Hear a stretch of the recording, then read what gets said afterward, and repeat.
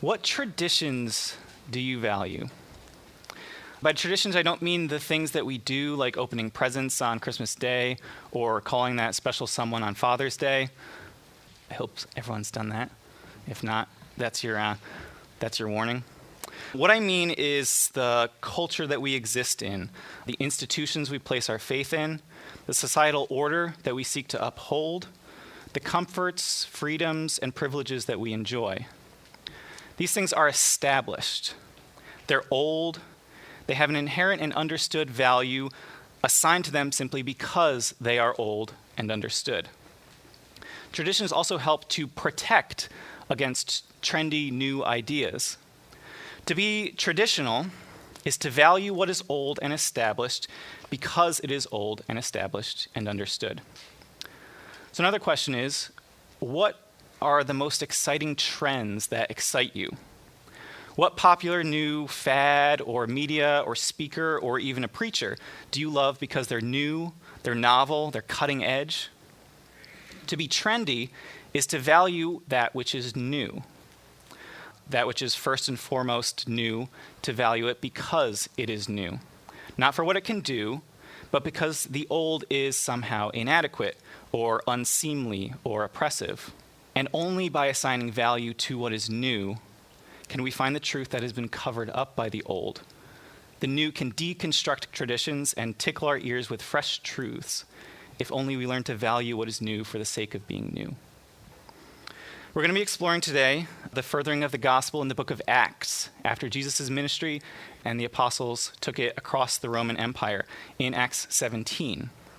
There are 3 cities visited in here, and we're going to explore how the gospel at certain times was met with reactionary violence by the traditional Jews, and then a turning point in church history when Paul delivers the gospel message to a mixed crowd of Jewish and Greek philosophers in a city that was eager to hear the next new thing, and yet was not as receptive to the gospel, the good news, as you might first expect.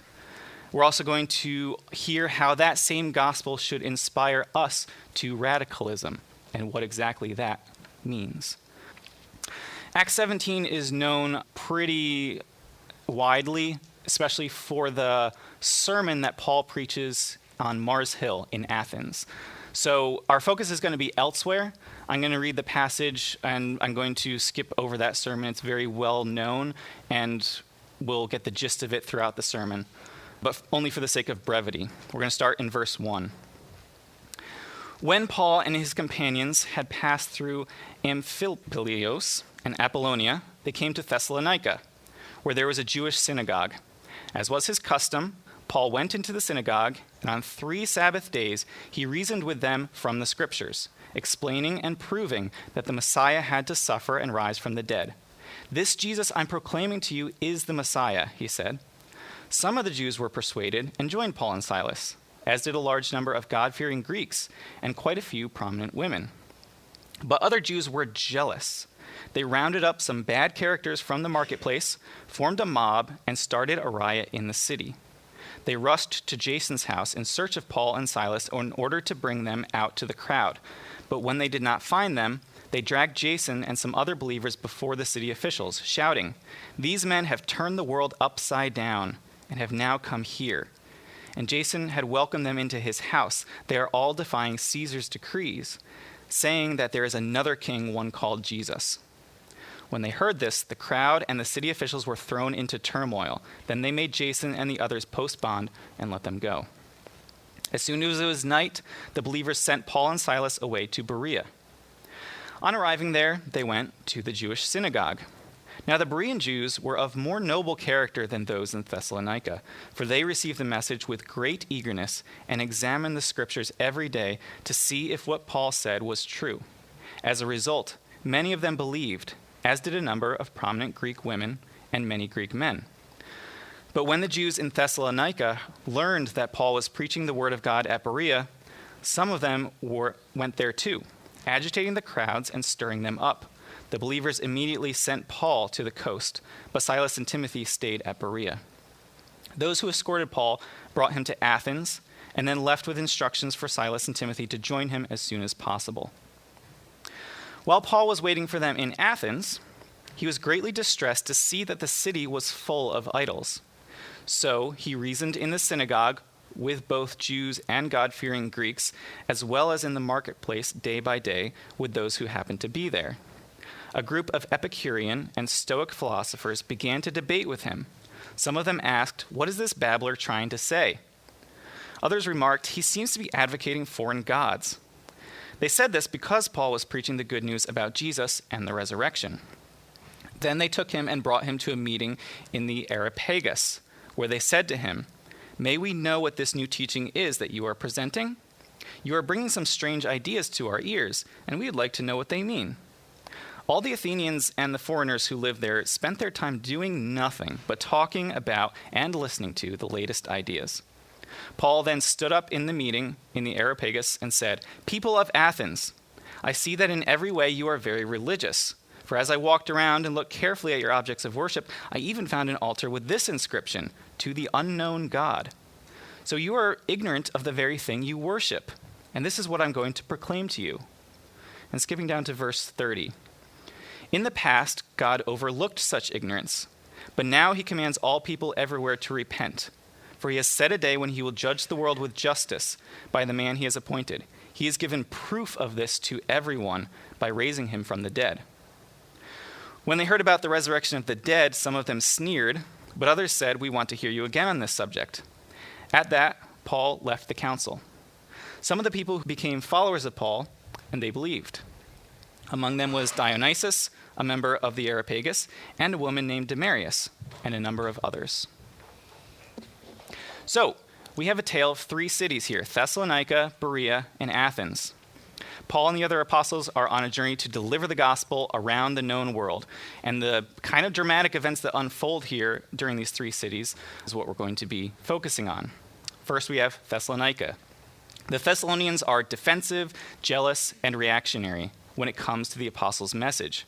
We read in verse 5 that their reaction to the gospel was that the Jews were jealous, so they rounded up some bad characters from the marketplace, formed a mob, and started a riot in the city. Next, we have Berea. Luke tells us that the Bereans were of a more noble character than those in the previous city, and that they engaged critically with the gospel message. But the time in the city was cut short as the same crowd from Thessalonica, the Thessalonians, heard about this and still considered it a threat and traveled to the city to bring them away.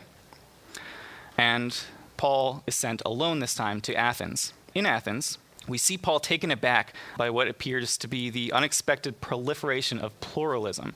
Athens, as an ancient city, was known as the birthplace of democracy. It was a port city that was had a lot of trade, a lot of people from different cultures coming in, and even after the Roman Empire conquered the Grecian Empire, it still kept a lot of its Grecian culture as well as its general pluralistic culture.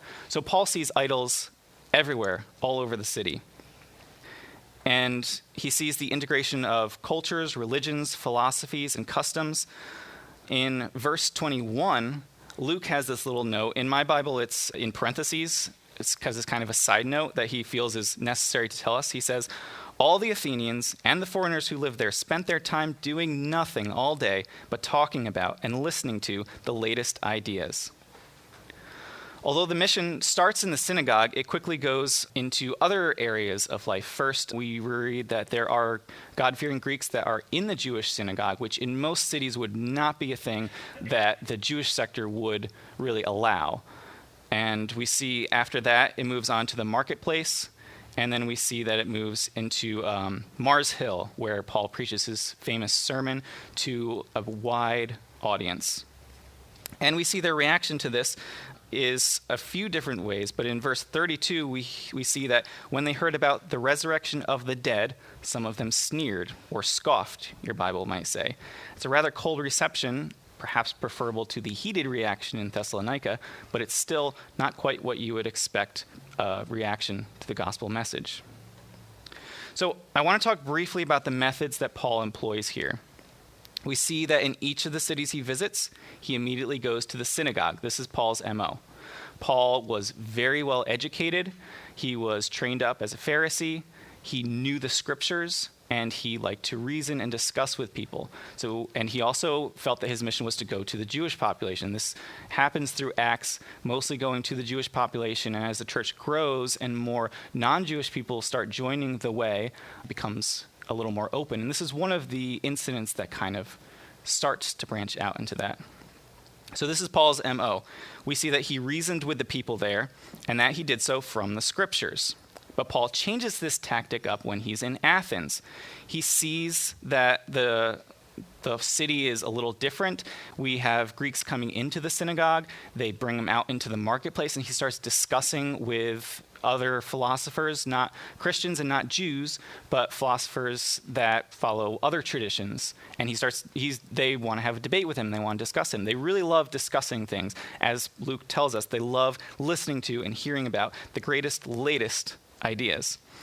And finally, it goes to the Areopagus, Mars Hill. That's a big public setting where they would hold criminal trials, debates about philosophy, discussions, ideas, TED Talks, that kind of thing. We have all sorts of venues for that these days. Most of them are online. But that was what it was. It was a space to discuss a lot of things. So we see here that Paul knows how to engage with the traditional Jewish population by being exactly who he was, an educated Pharisee. But we also see that Paul knows how to change his tact when he comes to the trendy, pluralistic city of Athens to engage a wider population who is at first eager to listen. Paul reflects on this throughout his ministry, and we read in the first letter to the Corinthians, chapter 9. A lot of you may know this. To those under the law, I became like one under the law, so as to win those under the law. To those not having the law, I became like one not having the law, so as to win those not having the law. I have become all things to all people, so that I might, by all possible means, save some. So we see that this is Paul's MO, and he changes it up, but that's kind of what Paul is. The second thing I want to note is that we want to learn from this story to trust the Spirit. It's easy to look at the violent reprisal in Thessalonica and the kind of condescending indifference in Athens and say, oh, the gospel just was, sometimes it falls on fertile ground and grows. Sometimes it falls on fertile ground, but thorns smother it. But that's not exactly what we see here. We are told in verses 4, 12, and 34 that in all three of these cities, the gospel took root. In all three cities, there were those who came to believe. They were made up of both Jews and Greeks, and both men and women. Luke uses different language in each one, but he makes those exact points each time. And it says a considerable number did, even though not everyone or even all the Jews in Berea likely responded to the gospel, even though they look more pleasing in their reaction to the gospel. It's likely that not all did, but a considerable number did. So let us remember going forward that none of these three cities are failures. We can read and analyze and discover what might be unhelpful or hostile to the gospel, but the truth remains that there are no barriers beyond which the gospel cannot reach. Paul and his cohorts tried their best to witness, and we know from Paul's exhortation in 1 Corinthians chapter 3, verse 6, what is happening here. He says there, I planted, Apollos water, but God caused the growth. There are no hindrances which can forever quench the Spirit. Even in Thessalonica, which reacted with vehement hostility to the gospel, a church of believers was formed. How do we know this beyond what it says here in Acts? We have at least two whole letters that Paul wrote to the Thessalonians, 1st and 2nd Thessalonians. If you are reading this and wondering, has this incident ever come up again? It comes up, he mentions it in the first letter to the Thessalonians. If you read chapters 2 and 3, it comes up a couple times, which is interesting. Next, we want to look at these three cities in particular. Since we were in Athens, we'll start there. And I'm going to borrow a term from the board gaming hobby. We call it the cult of the new. In board gaming, you want to get a board game and you want to play it a lot. But people in the board gaming hobby are often frustrated because a lot of people are just obsessed with the latest new game. They don't get to play their old games. I think any hobby that is consumer-based probably has something like this, the cult of the new, getting all the newest and latest things and loving it and really just forgetting about everything that came before. This reminds me of Athens when Luke tells us all they did all day was listen to the latest ideas. The cult of the new ascribes value to things simply because they are new. The newness outshines all other qualities or detriments it might have. Again, we read in verse 21 that the Athenians were like this. They spent their days listening and talking about the latest ideas. But we also see the effects of a city culture built on embracing and valuing the new. The pluralism in this city is evident by the integration of Jewish culture with the broader Roman and Grecian citizenry, as evidenced by the ease of which Paul's dialogues evolved from the synagogue to the city square and then to the market. We also see Paul's distressed reaction to the embrace of pluralism not being limited to social or cultural spheres, but also to the religious sphere. In verse 16, we read that he was greatly distressed at the presence of so many idols. Paul would later warn church leaders like Timothy, we read in 2 Timothy, the results of no longer depending on the reliable and inspired scriptures. There will be a time when people will turn to new teachings of new teachers for their itching ears to listen to. But as noted earlier, Paul knows how to adopt, and he weaves into his sermon an object lesson taken from one of their idols, an altar to the unknown God. The unknown God strikes me as the epitome of the next new thing. It's anticipating the thing they don't even know yet. And Paul weaves that into his sermons. Paul has learned during his time in Athens that an appeal to tradition, like he has in Thessalonica and Berea, will only go so far with this crowd. So he appeals to their desire for something new. Surely the gospel, the good news, has some sort of appeal in this way. And it does, to a point. In fact, we can see the exact point of contention. It's in Paul's sermon, verse 31. Paul says he has given proof of this to everyone by raising him from the dead, him being Jesus. And when they heard about the resurrection of the dead, some of them scoffed. So there are a couple reasons for this to engender a hostile reaction in the audience. The first is that the idea of the resurrection of the dead didn't quite fit into the broader trends of what they were discussing at the time. We read that there were Epicureans and Stoics here, and those are two very different Grecian philosophies, but Epicureans did not believe in an afterlife at all. In fact, their philosophy depended on this life being the only life we have.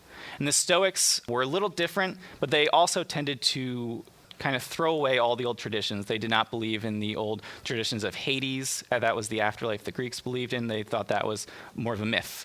So they also were a little more, modern is not the right word because this was a very, very long time ago. But still, throwing out the old traditions of the Greeks or Romans, and in the Epicureans' case, just completely saying, this is the only life we have, and this is our philosophy based on that. But the second reason lies more in the fact that, as Paul states, the resurrection is proof. You see, to us, the resurrection of Jesus signifies a lot of things, but we read over and over again in Acts and in the Gospels, it highlights this, that the resurrection of Jesus it's more than anything else, a vindication, a validation, a confirmation. It's proof positive that Jesus is who he says he was, that he was indeed the Messiah, the way, the truth, and the life. Paul's laying down a foundational truth there. It's not an old tradition, but it is so concrete that it threatens the opportunity for future truth claims that would contradict it. And this is a threat to, in Athens, open and uncertain discourse. It might sound like an interesting story, an interesting new philosophy on life, but you lack the chance to pick and choose the claims being made by someone who has conquered death itself. You're either in or out. And in verse 32, that's exactly what happens. Some are in and some are decidedly out. Foundational truth, irrefutable proof, is not as appealing as the latest idea that will surely come tomorrow. We're going to circle back to Thessalonica because it stands in very sharp contrast to Athens.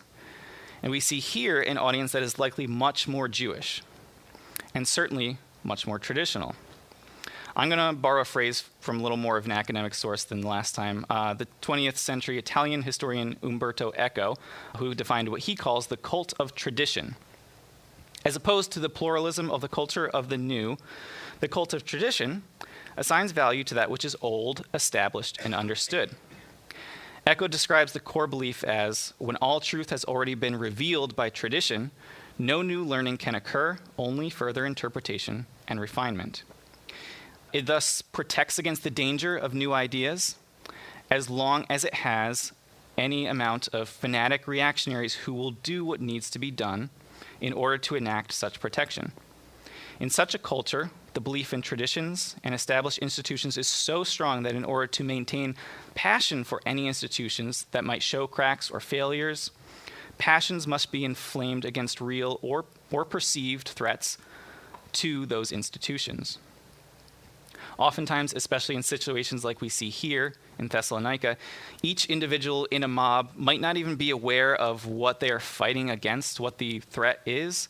They only need to be convinced that the threat is real. And they're usually given an oversimplification of what they are fighting to protect or defend or what's at risk.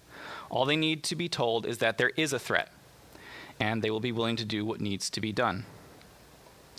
There are a few interesting tidbits from this little vignette in Thessalonica, and the first is that this scenario is remarkably similar to the one that Jesus faced, especially in his Passion Week. Jesus was not at all a violent revolutionary, but he did nevertheless present a threat to the traditions and the institutions of power that the religious leaders of the day relied on. We see this most clearly in Mark chapter 7. In fact, during Jesus' trial, they made the clear decision that an actual violent revolutionary by the name of Barabbas was less dangerous to them and their way of life than Jesus was. The second thing I find interesting is that Paul himself, I have to believe he fully identified with the Thessalonians in so many ways. We know, again, that he was educated, he was a Pharisee, but we also know that his early career, before he turned to Jesus, was spent doing exactly what the Thessalonians are doing to him, persecuting Christians because Christians represented a danger, a threat to their traditions and their way of life. He was zealous, as he says, until, that is, he's confronted by Christ on the road to Damascus. I can only imagine how torn he must have been in his heart to see this reaction to the gospel, because he has to identify with them. He spends days, weeks, actually. We know that he spent 3 whole weeks talking with them in the synagogues. Many of them were turning to Christ. And then the broader Jewish population there felt threatened and drove him out. And he must have, even to them, he must have been thinking at least, if not saying, and I don't think he said because it doesn't seem like they ran into him, but thinking at least, I was like you in so many ways that I can't describe. And it was a danger to him, so I don't think he got to immediately witness to them, but I can just imagine the heartbreak of Paul in that moment. So I want to talk about how Paul got his wish to see a better response to the gospel in Berea. It's definitely worth highlighting today. That's the focus of this sermon, is in verses 10 to 15, the time in Berea. Luke specifically contrasts the Bereans with the Thessalonians, as their reaction to Paul's delivery of the gospel message was distinctly and refreshingly more positive. We see in their mindset and actions why this is. Luke tells us that the Bereans were more noble than the Thessalonians. In his commentary on the book of Acts, Friedrich Bruce translates this as more open-minded than their counterparts in the nearby city and characterizes them with an admirable freedom from prejudice. But the mindset of the Bereans leads to a different approach in their actions as well. They are open to the strange reasonings of Paul, but they don't just take him at face value. Each day, these discussions, these back and forth dialectics, would include a close examination of the scriptures. Remember, Paul himself is deeply knowledgeable about Jewish tradition, and in their holy texts, he reasons with other Jews in the synagogue on the basis of those texts. So the Bereans include in their discussion a critical reading and review of their own texts to verify the claims that Paul is laying on them. So their hearts are noble, their intentions are critical, and the results are radical. The Bereans are where we're focusing today, and I want us all to be encouraged to reproduce their habits to become noble radicals. What do we mean by radical? So this word has a lot of meanings. When I was growing up in the 90s, it meant like I don't know, as a positive expression for a really cool skateboarding trick or something. Like, oh, that's radical, dude. I don't really know what that was about. In other settings, it's used improperly as a synonym for extremist or extreme. In the New Testament, we see the word zealot a lot. Remember, Paul identifies himself as a zealot. Very zealous for something, just being extreme about your beliefs and taking extreme actions for your beliefs. And you would probably pin that on the Thessalonians, but the Thessalonians are not radicals, they are reactionaries. Radical comes from the Latin word radix, which literally just means root. We see this elsewhere in our language. We have a lot of Latin roots. Can someone name a root vegetable that shares that same Latin origin? Radish. Yes, very, very similar to radix. Radish. I love radishes. A lot of people don't, and that's a shame. It's also a math term when you're finding the root of a number, like the square root. But it literally means root. So when it's used properly, that's what it's referring to. It's referring to the root. The word radical means literally going to the root when it's used in this way. So a radical would be someone who would not allow themselves to float untethered to any beliefs, but neither would they let blind prejudice and reliance on tradition anchor them to a false sense of righteousness. The radical goes to the root. The 20th century Christian activist Peter Maurin often called himself a Catholic radical. He fought poverty during the Great Depression, mostly. He also spoke against his church, the Catholic Church, he felt that they could be doing more for it. He also believed that to be radical, one had to bring the gospel into every sphere of life, to get the profanity out of the profane, as he put it. He sums up what he believes to be a radical is. He says, to be a radical is to go to the roots by fostering a society based on creed, systematic unselfishness, and gentle personalism. To foster a society based on creed instead of greed, on systematic unselfishness instead of systematic selfishness, on gentle personalism instead of rugged individualism, is to create a new society within the shell of the old, with the philosophy of the new, which is not a new philosophy, but a very old philosophy, a philosophy so old that it looks new. So what does radical mean to us? I'll tell you what it means. Read 2 Kings chapter 22 and 23. We read it this morning, and some of you read it this week, and I love it because it is a story that should encourage all of us with a heart willing to see it as a sobering story of what it means to allow your framework to change radically, for your framework to be refocused on the roots of your faith. I'm going to tell you a truth. What is new will become old. The trends of today will become the traditions of tomorrow. The only way to protect against this is to be like the Athenians, to only value what is new for the sake of being new so that traditions don't become entrenched. And if you're like that, you'll never be able to respond to the gospel with anything but scoffing.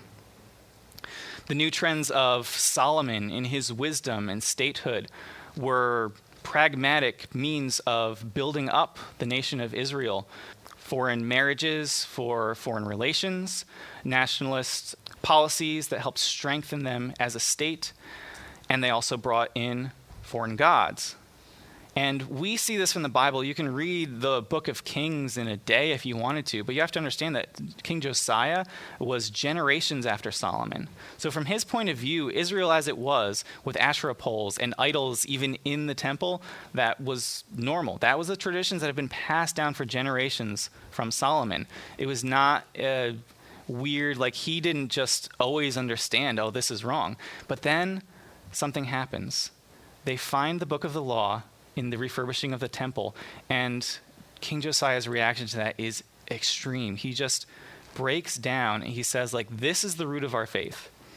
This is what we should have been on, and we've come so far away from this. He says, great is the Lord's anger that burns against us, because those who've gone before us have not obeyed the words of this book. We have not acted in accordance with all that is written there concerning us.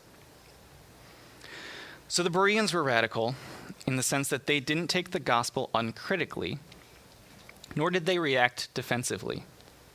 They took this word to the roots of their faith, the scriptures, to test them and confirm them. It involved setting aside their traditions to accept the message with an open mind, but it also involved a careful study of the roots of their faith to confirm the message with a critical mind. To be radical is to be like a ship that is anchored to the bedrock on the ocean floor, so that it won't be lost when the crew is ashore. To belong to the cult of the new is like a ship at shore with no anchor, without anything to tie it down. It'll be taken by the tides and the winds in whatever direction the newest force of nature takes it. To belong to the cult of tradition is to insist that your anchor is firm, when in reality it's only attached to those loose, untrustworthy human constructions piled on the ocean bed. It might feel firm, but in reality it's so much easier to travel far away without ever knowing how much you've drifted. The commonality is that both of those things are creations of man. They're human creations. As Paul warns the Galatians at the very opening of the letter to the Galatians, they have been led astray by new teachers who preach a false gospel.